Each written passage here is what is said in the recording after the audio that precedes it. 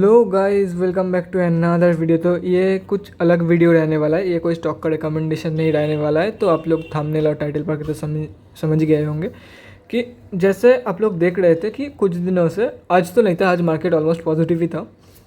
कुछ दिनों से ओवरऑल मार्केट जो है वो अनएक्सपेक्टेडली गिर रहा था। कोई स्टॉक अगर सपोर्ट रीजन के आसपास ट्रेड कर रहा था तो सपोर्ट से नीचे गिर गया। जिस स्टॉक में ऊपर जाना कंफर्म था, ब्रेकआउट भी कंफर्म हो गया था, जैसे कि हिंद कॉपर में ब्रेकआउट कंफर्मेशन हो गया था, रिट्रेसमेंट के बाद वो ऊपर जाना तय था उसका। तो उस कंपनी में भी आप लोगों को गिरावट देखने को मिल सकती है। उसके बाद जो नॉर्मल ट्रेडिंग रेंज रहता है, जैसे कि सटिया करके एक कंपनी है, वो नॉर्मल ट्रेडिंग रेंज से काफ़ी नीचे गिर गया था और उसका भी तय था कि ऊपर की तरफ ब्रेकआउट देना। ऑलमोस्ट 80 to 90% कन्फर्म था कि ये ऊपर की तरफ भी ब्रेकआउट देता। रेंज से काफ़ी नीचे गिर गया। कोई स्टॉक तो जैसे कि सटिया, उसका जो सेकंड सपोर्ट निकल के आ रहा था अराउंड 95 रुपीज़, वो भी हिट कर दिया था इन्होंने। तो ऐसे अगर फ्यूचर में, अभी तो चलो मान लो कि मार्केट रिकवर हो गया है ऑलमोस्ट, बहुत सारे स्टॉक्स जैसे कि अगर बात करें, ये गिरावट देखने से पहले टाटा मोटर्स अराउंड 300 के लेवल्स में ट्रेड कर रहे थे। गिरावट के बाद आप लोगों को 285 290 का लेवल देखने को मिला। अभी फिर से टाटा मोटर्स 300 के लेवल में ट्रेड कर रही है। तो बहुत सारे स्टॉक रिकवर हो भी गए जो कम गिरा था, लेकिन बहुत सारे स्टॉक्स अभी रिकवर नहीं हुआ है। तो फ्यूचर में अगर ऐसी सिचुएशन क्रिएट होता है तो आप लोगों को क्या करना चाहिए। मान लेते हैं कि इस बार का जो ये गिरावट देखने को मिला अनएक्सपेक्टेड, ये ओवर हो गया है, अभी फर्दर ये देखने को नहीं मिलेगा, अब मार्केट ऊपर ही जाएगा। लेकिन इसका कोई भरोसा नहीं है, कल आप लोगों को गिरावट देखने को मिल सकती है। ये मैं नहीं बोल रहा हूँ कि ये जो बैड टाइम था या बैड फेज था ये ख़त्म हो गया है। हाँ, कल भी आप लोगों को गिरावट देखने को मिल सकती है, लेकिन अब मुझे नहीं लगता इतनी भी ज़्यादा अनएक्सपेक्टेड गिरावट आप लोगों को देखने को मिल सकती है। हल्का प्रॉफिट बुकिंग देखने को मिल सकता है कल, क्योंकि कल फ्राइडे है। फ्राइडे वीकेंड होता है, मतलब वीक का लास्ट ट्रेडिंग डे होता है। तो फ्राइडे में थोड़ी बहुत प्रॉफिट बुकिंग देखने को मिल सकती है आप लोगों को। और आगे अगर फ्यूचर में ऐसा सिचुएशन अगर कभी भी होता है तो क्या करना चाहिए आप लोगों को, तो मैं यहाँ पे 3 मेजर पॉइंट्स बताने वाला हूँ आप लोगों को कि अगर ऐसा सिचुएशन कंटिन्यू रहता है या तो फिर आगे कभी भी होता है तो आप लोगों को ये 3 पॉइंट्स फॉलो करने चाहिए। अगर आप, और एक बात, हमेशा अगर मान लो कि आप लोगों के पास 10,000 का कैपिटल है तो ट्रेड हमेशा एटलीस्ट 9,500 का ही करना, मतलब मैक्सिमम 9,500 का करना। एटलीस्ट 500 रुपये हाथ में एक्स्ट्रा रखना है आप लोगों को। मान लो 10,000 का मेरे पास टोटल कैपिटल है, मैंने पूरा 10,000 ही स्टॉक्स में लगा दिया, नहीं, ये कभी भी नहीं करना है। हाथ में थोड़ा लिक्विड मनी रखना चाहिए आप लोगों का, जो कि आप अगर कुछ भी होता है तो आप लोग पैसा लगा सकते हो किसी भी स्टॉक में एटलीस्ट 1 to 10 मिनट के अंदर, 10 मिनट के अंदर किसी भी स्टॉक बाई करके चल सकते हो। इतना पैसा रखना चाहिए आप लोगों को। 500 रुपये में खैर कितना ही स्टॉक आएगा, अगर एक अच्छा खासा ब्लू चिप स्टॉक भी नहीं आएगा। लेकिन आप लोग का अगर सिर्फ इन्वेस्टिंग अमाउंट 10,000 रुपये है तो 500 रुपये इनफ रहेगा। ये बढ़ता रहता है। अगर आप लोग मान लो कि 1 लाख रुपये इन्वेस्ट कर रहे हो तो एटलीस्ट 6-7 हज़ार रुपये अपने हाथ में रखना, या तो फिर एटलीस्ट अपना जो सबसे महंगा स्टॉक है आपके पोर्टफोलियो में, उसका अगर वो मान लो कि आपका टोटल कैपिटल 1 लाख रुपये है और वो जो आपके पास सबसे महंगा स्टॉक है, मान लो कि बॉस का जो शेयर है वो आप लोगों के पास है, तो एटलीस्ट बॉस का शेयर खरीदने के लिए, मतलब 1 या 2 शेयर खरीदने जैसा पैसा रखना अपने पास। ये हो गया जो मेरा टिप था। अब बात करते हैं 3 मेन पॉइंट्स के बारे में। मान लो कि मार्केट अनएक्सपेक्टेडली गिर रहा है तो आप लोगों को क्या करना चाहिए। गाइस, जो मेरा फर्स्ट पॉइंट रहेगा, क्योंकि गाइस अगर आप बिगिनर हो तो कुछ भी मत करो, कोई भी डिसीजन फैटल साबित हो सकता है। मान लो कि आपने लॉस बुकिंग कर लिया, एक कंपनी गिर रहा है, आपने प्रॉफिट तो नहीं होगा, आपको लॉस होगा, लॉस बुकिंग कर लिया। उसके बाद अगर आप लोगों को लगता है कि दूसरे जो स्टॉक है वो स्टॉक ऊपर जा रहा है, आपने एंटर किया, उसके बाद नीचे गिरा, तो आप लोगों को डबल लॉस होगा। और इसमें जो अलग से चार्जेस गए, टैक्स गए, ब्रोकरेज गए, वो तो अलग। तो मैं यही सजेस्ट करूँगा, जब भी ऐसा गिरता है तो hold and wait and watch the situation and observe the situation. कुछ भी एक्शन नहीं लेने की ज़रूरत है, मतलब लेना नहीं चाहिए। एक स्टॉक मतलब हर शाम के बाद जैसे हर सुबह आती है वैसे ही हर स्टॉक नीचे जाने के बाद ज़रूर 90% स्टॉक्स ऊपर आती है, तो वेट करना है उसी टाइम के लिए आप लोगों को। स्टॉक मार्केट में पेशेंस रहना सबसे ज़रूरी चीज़ है, तो आप लोगों को होल्ड करना है। श्योरली वो स्टॉक आप लोगों को लॉस रिकवर करके प्रॉफिट देके जाएगा। हाँ, थोड़ी टाइम ज़्यादा लग सकती है, लेकिन श्योरली आपको प्रॉफिट देके जाएगा, इसका 90% गारंटी है।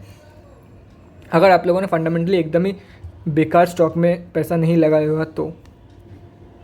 ये हो गया फर्स्ट पॉइंट कि जैसा है वैसे जस्ट देखते रहो, जो हो रहा है होने दो,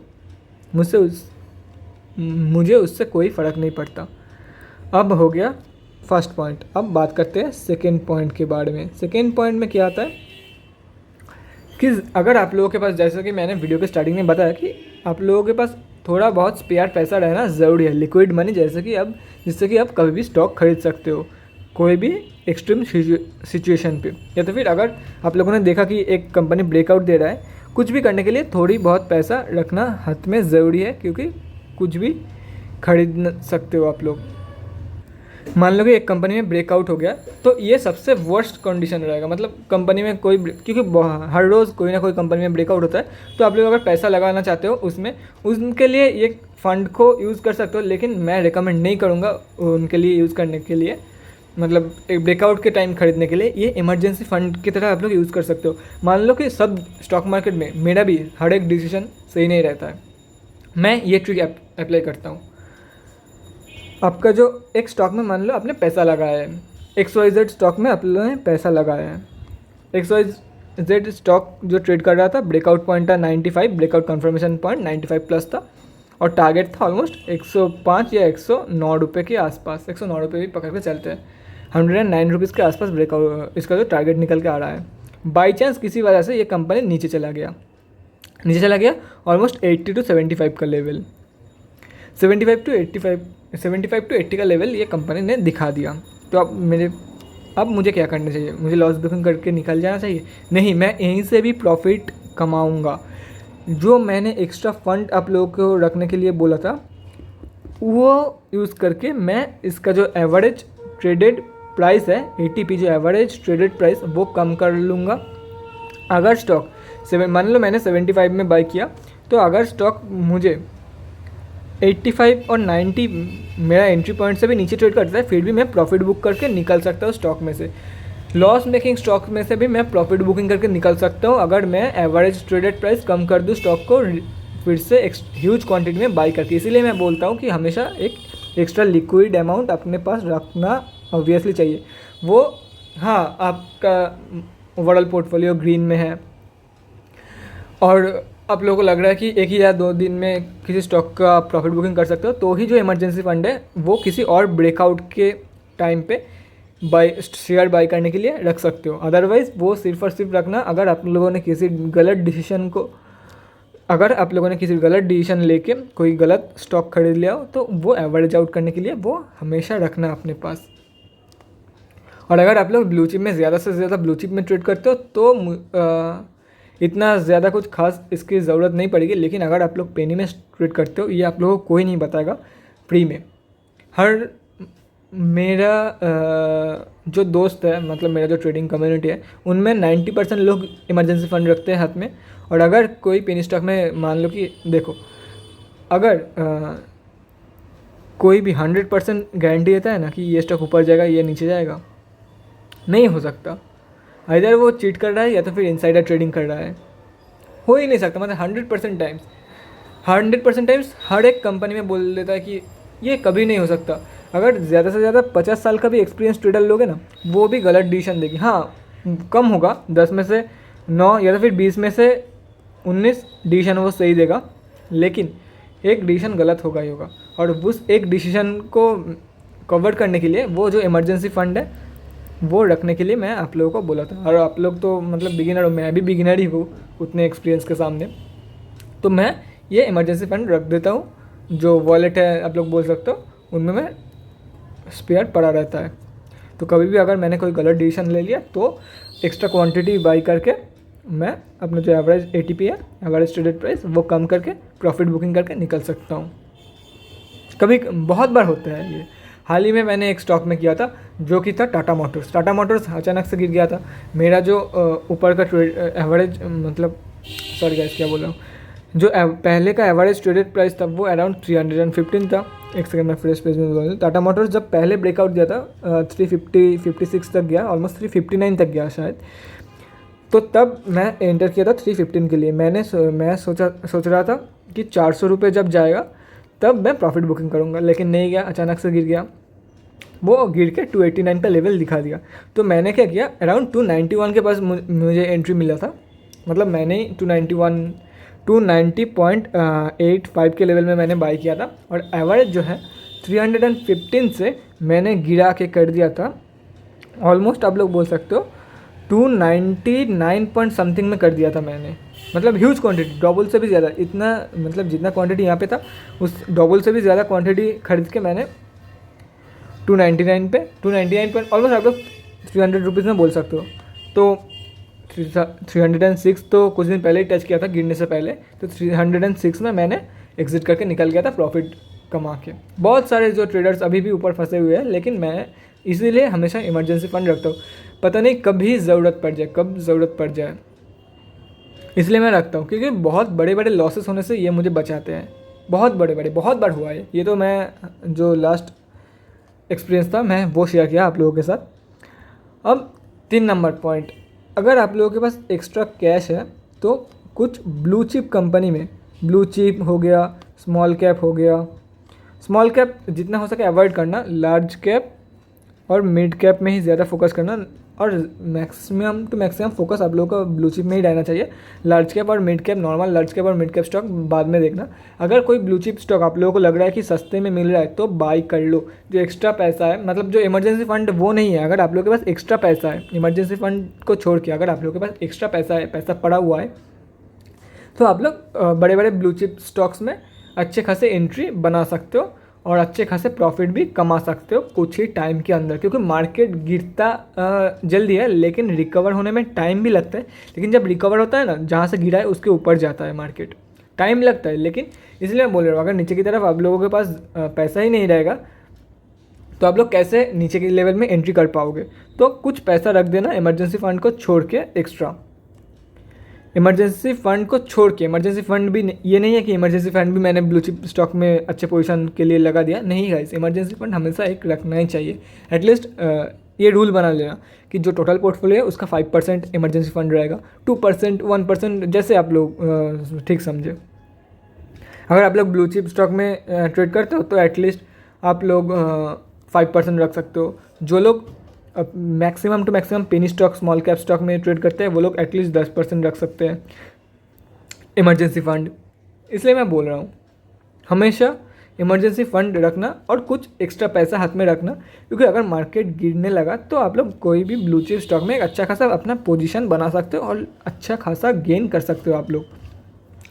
तो ये तीनों अगर मेथड आप लोग फॉलो करते हो तो आराम से आप लोग जितने भी मार्केट गिरे या तो फिर कुछ भी हुआ, तो फास्ट मेथड को छोड़ के, अगर फास्ट मेथड तो आप लोगों के पास कुछ भी नहीं है, ये मान के मैं चल रहा हूँ कि फास्ट मेथड में सिर्फ होल्ड करके देखो। आप लोग मतलब एकदम बिगिनर हो, आप लोगों के पास ज़्यादा एक्सपीरियंस नहीं है क्या करना है क्या नहीं करना है, तो मिसअप मत कर देना।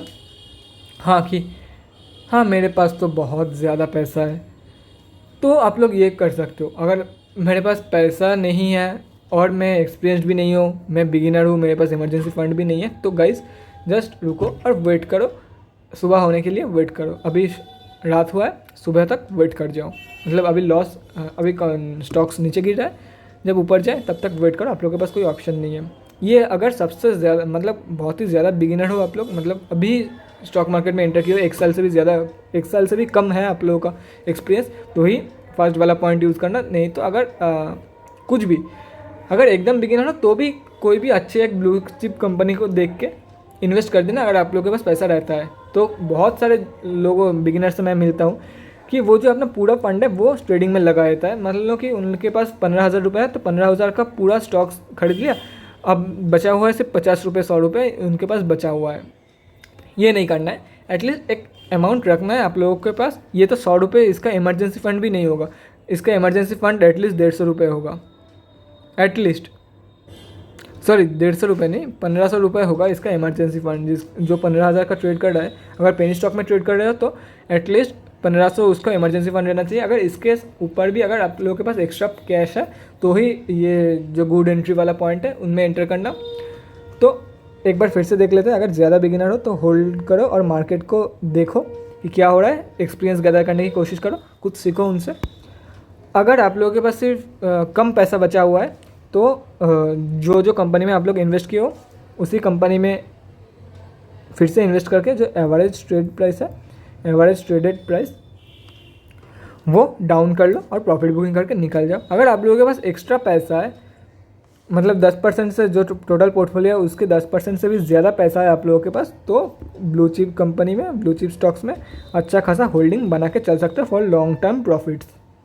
हाँ, ये नीचे गिरेगा, उससे भी जहाँ पे आप लोग इन्वेस्ट करोगे, इंटर करोगे, उससे भी नीचे गिरेगा, लेकिन आप लोग लॉन्ग टर्म में एक अच्छा खासा प्रॉफिट कमा के जा सकते हो, क्योंकि आप लोग का एंट्री पॉइंट बहुत ही शानदार रहने वाला है। तो आई होप गाइज ये वीडियो देखने के बाद आप कुछ तो लॉस रिकवर कर पाओगे या तो फिर कुछ तो सीखोगे आप लोग। अगर एक जन भी कुछ यहाँ से सीख के जाता है तो वही मेरा सक्सेस है गाइज।